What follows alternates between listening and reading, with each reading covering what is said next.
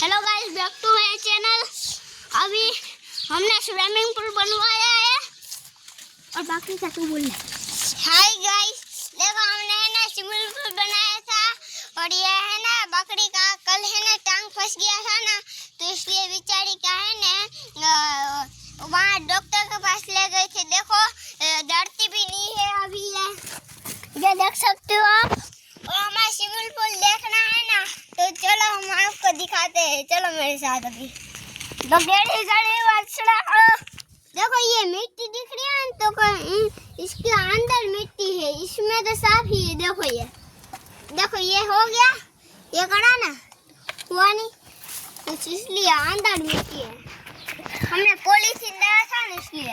हाँ, हमने पॉलीथीन डाला है ना प्लास्टिक जैसा। हाँ, इसलिए एकदम चिपक कर रह रही है पानी, ऐसा लग रहा है कि टट्टी चिपकाई है। हाँ देखो, अब हमने दूसरा भी स्विमिंग पूल बनाया, इसमें पॉलीथीन ने पानी कुछ नहीं भरा।